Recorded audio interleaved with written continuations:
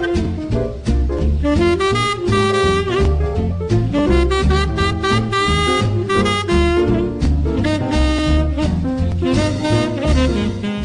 thought there would be a very interesting way to get people of different ages, different backgrounds, different artistic abilities to all work together for a cultural thing that could also be a good lead into tourists learning more about. So the float is coming from somewhere to here?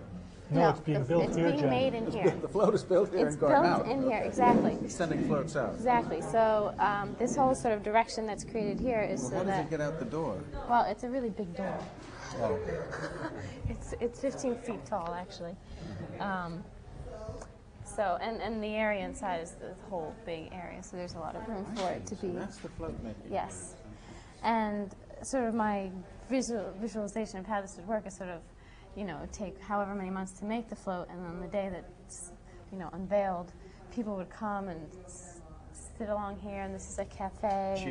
Cheer and watch, and it'd be, they'd all come out, and they'd, go up North Street, down Hanover, and come back around, and this is actually sort of a graveyard for old old floats. To send something out from here into the world and have then people drawn back to it. Exactly. Right? So, I mean... Can you eat here? Yes, I was just about to explain. And you can see a movie, Jack. And you can see a movie, yes. Right. You do a lot.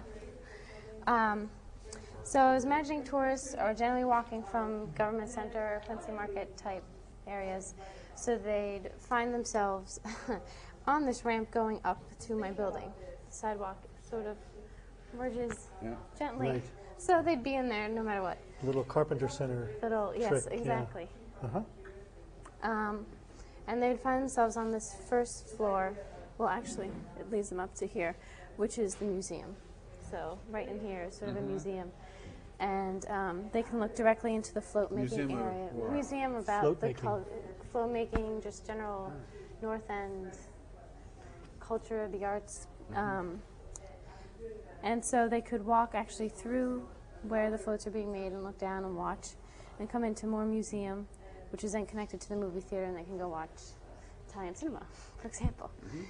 And for the people of the North End, they're sort of coming more from this direction, I imagined, and be led into this building, which is where there's the wood shops and the metal shops and whatever. Metal shop, right. Which all open out into the float building. Into the float building areas. And you can continue upstairs past the museum to the third floor, where there's sort of a couple smaller workshop areas for people who, just want to build their own thing, not necessarily for the float. And then on top of the theater on the third floor, there's the cafe onto this balcony area right in here, exactly. And then we have little garden areas. I was trying to, as Sarah probably told you, there's a lack of light in this area. So it's a shaded garden. It's well, I incorporated some water. I was hoping maybe that would help.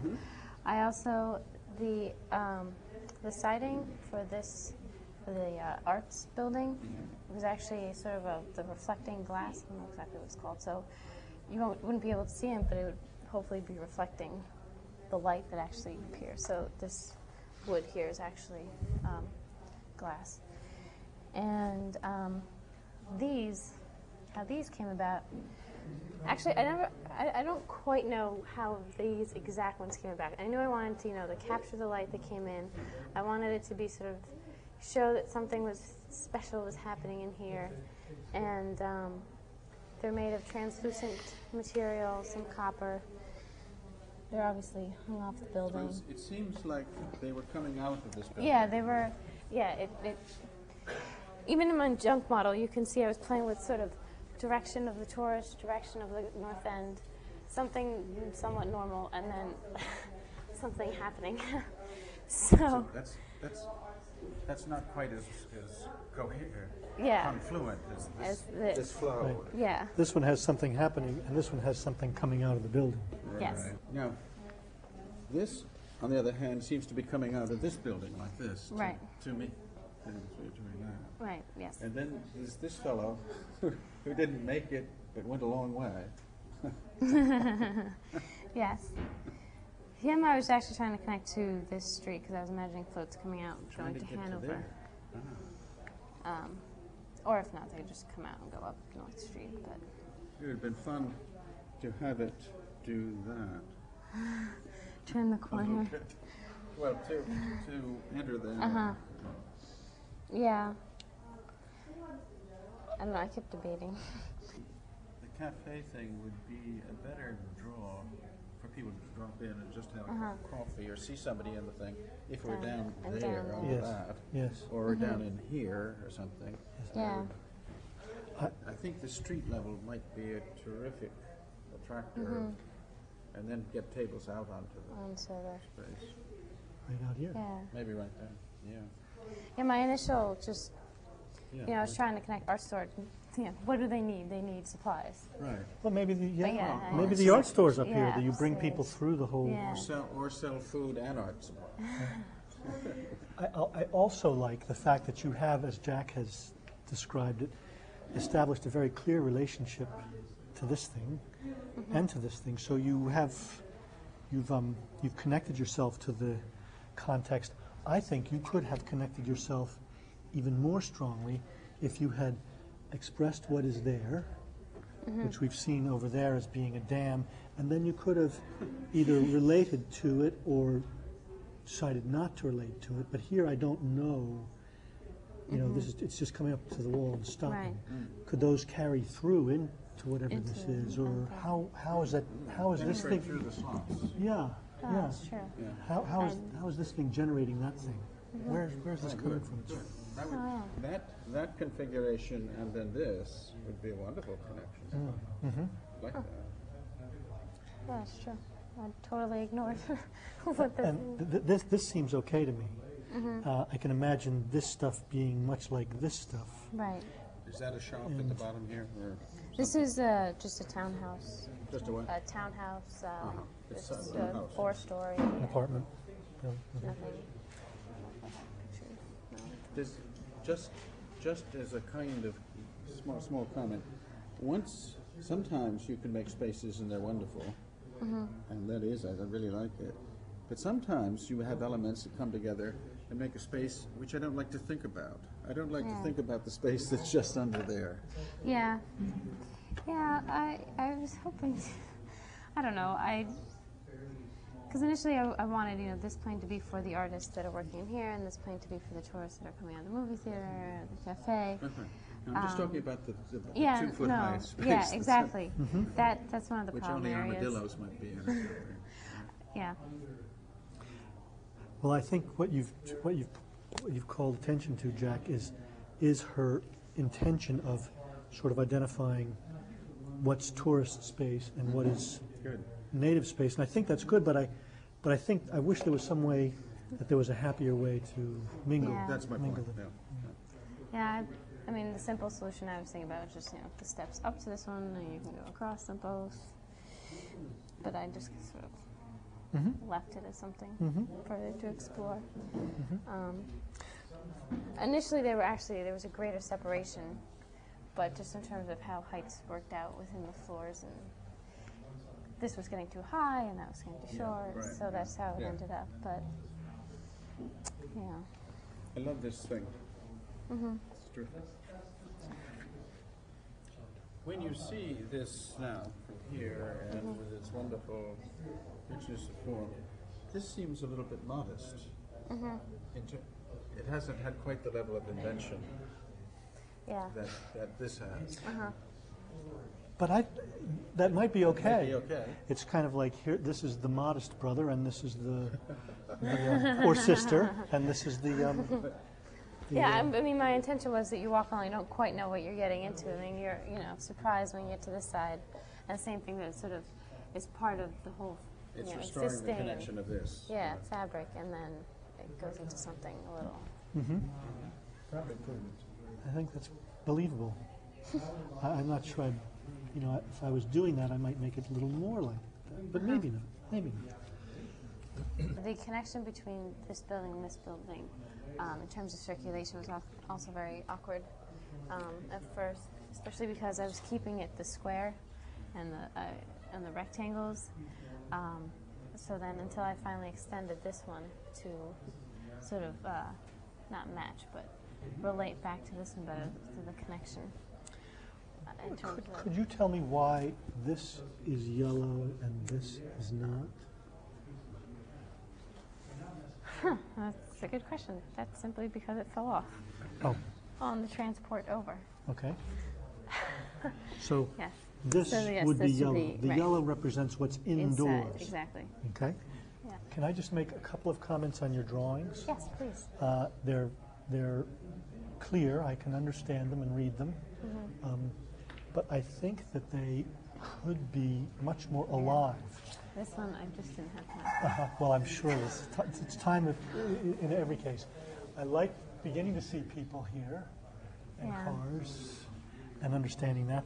But why don't I see people in the plans plans. and more plants and pavements? This is the end of a semester, but it's really the slice of life of 12 weeks or so. And it's about architecture, but it's also just about living. And before you guys all say something, I just want to say I'm very proud of these people. They have come a long ways. Some very exciting work here.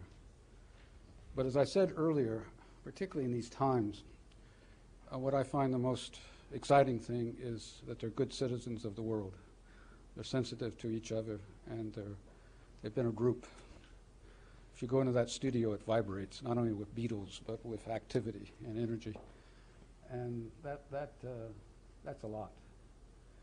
And I think it's terrific at this time in the world that we have that, because that's the future. So I'm just asking if the members who have reviewed today would join me in applauding the future.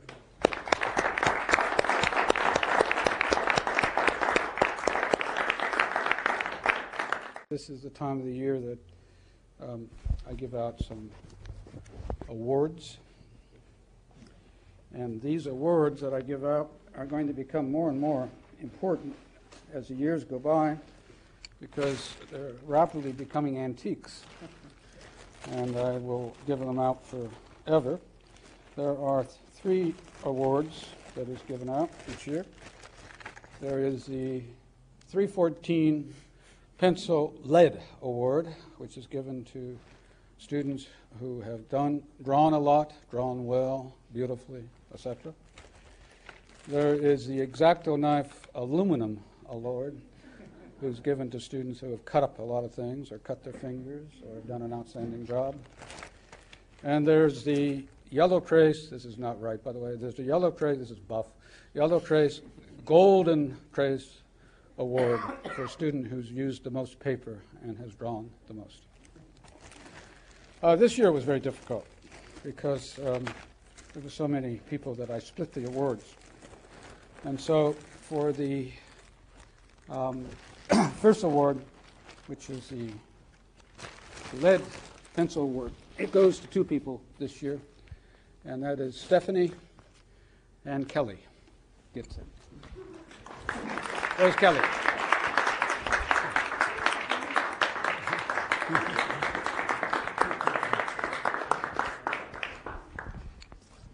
And the aluminum award, and there's 2 of those this year, and they go, one is obvious, right? Goes to Philip and the other one to Lila.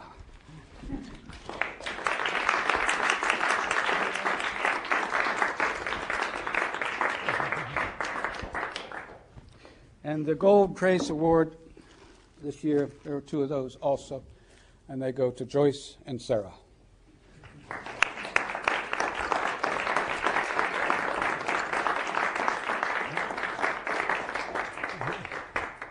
Here.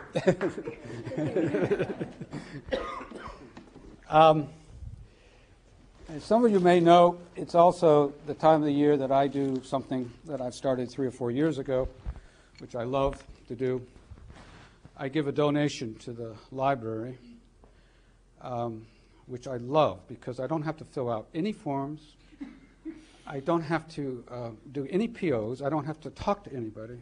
I just have to write a check and call up this great librarian. And I say, downstairs, I say, what's your best new book?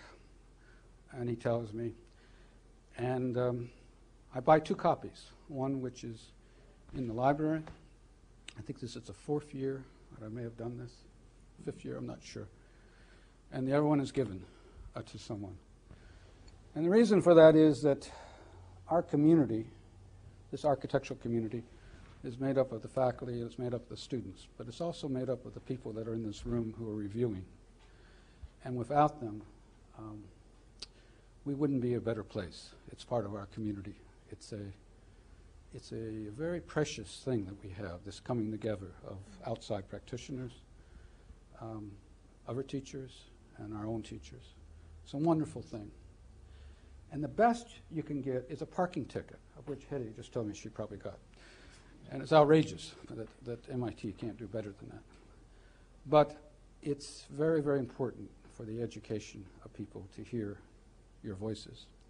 And so each year there's a book, and there's a front piece, and there's one in the library, and this is another one. And this one reads this year, presented with appreciation to Steve Emmerich, who over the years has served as a visiting critic to the studio of Jan Wampler. December.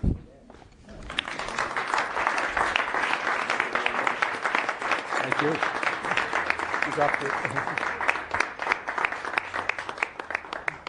That's why I asked you for a favor if you would stay with me. So he has to go. So.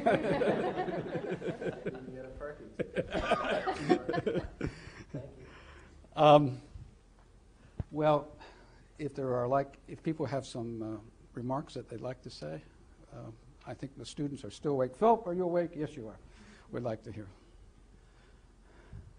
The thing that I thought was the most fun was that the progress from the very early, the first review, to now has been really incredible to see, because people have made great strides, taking the original ideas in very abstract forms and things that really didn't have that many constraints, to a project that really was quite mindful of the programmatic elements that needed to happen, but mostly we're not bound by that in a way that it really made the forms enslaved by that, which often happens when people get too involved with the program. And I thought the freshness of that first exercise really carried through to this last piece, which I think is really wonderful. So I applaud students for being able to stick with that. It was hard work, but it was really, I think, well worth it. Yeah, I was particularly impressed with the jump models. I thought that they, in many instances, sort of emerged from the students' intuition or synthesis of the issues that come to bear on a problem like this. And so it's a very empowering device. I think what I saw a number of times was when they moved on from the jump model to architecture and building, it started to become like a building, as a building might be perceived. And I think these jump models were so realizable as architecture at the end of the day that it's very reassuring and comforting to me that there's that sensitivity, that you don't have the ability to maybe transform it at this stage of the game or to represent it in 2 dimensions, but your responses were extremely sensitive, and within those models resided the power of architecture. And with time, you'll be able to really take these kinds of sensitive responses and develop a really, really strong architecture. So I found that to be very reassuring, and as pedagogically, I've never seen these jump models before, but I think they're just very, very powerful at this level. They should be used at every level, but at this level in particular, when the students don't have the means to really communicate visually, it's very exciting.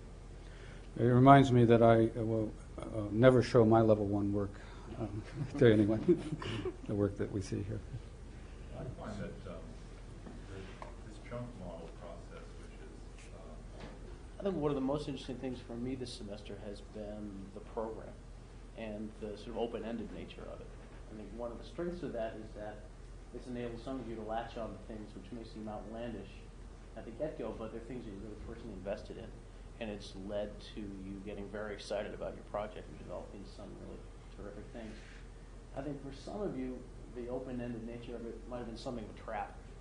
And then we got some programs that were a little all over the map or too complex or just too much going on. It's nice in that we wind up with a room of very, very different projects sort of serving, whose programs on the very specific level are quite different.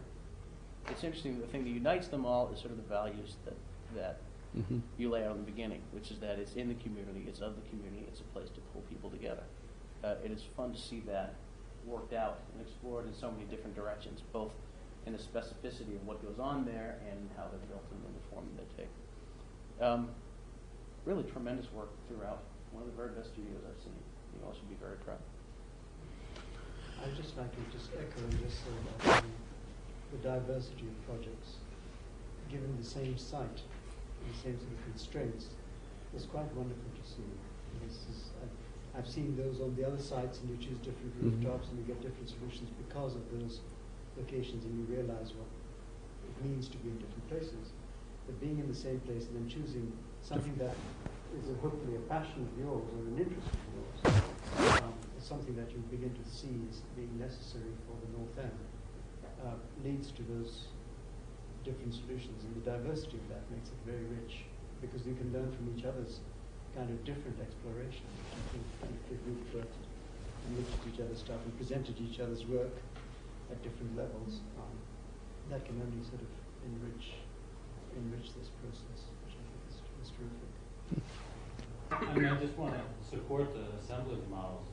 Consistently, it was the genesis of form in almost every project. And you could see it in that model, and that's where the formal work began. And, you know, you say they got tempered down as they became buildings, but in the spectrum of where they could have started and where they could have ended, I think that assemblage model started them onto a path that, you know, was very diverse solutions, and the program drove it, but the actual method of working based on interaction with pieces and then gathering them and assembling them yielded just a huge array of work that is eminently buildable, unbelievably executed model. I mean, the work is, you know, for 8 weeks is a lot of work. But it was a very strong path formally that started from these pretty sketch models compared to other formal ways of working.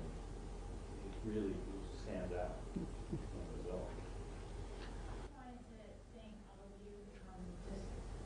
This is by far the favorite part of the class for me, is getting to talk to all these new people, and it's always kind of ironic because the times when I most want to run back in and I have all these new ideas, like project's over, it's always kind of sad, and almost a wrong way to approach things. I don't know, but this is like, now I want to run back and I have all these new ideas and I have all these new perspectives on the same problem, and I find it so helpful and so nice to be able to talk to so many of you from different backgrounds that you come from, and to be able to get that kind of feedback. And I really appreciate that, and it's helped me a lot to see, you look at the same thing every day, and you get into a mode where you only see it in one way, and to be able to talk to so many of you just helps me to see it in so many different lights, and I find that really helpful. So I just want to thank all of you, because I really do appreciate the time that you take to come and talk to all of us. So would the students join me in applauding the reviewers?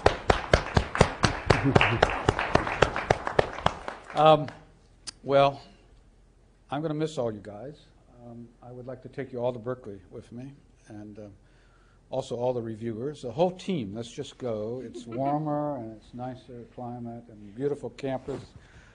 We could have a great time. What's that? I'm sad at leaving. And of course, I have my usual fret. I haven't given the grades out yet, so I may give you all incomplete so we can continue in Berkeley. It's been a great studio. I really have. All of you have become very real.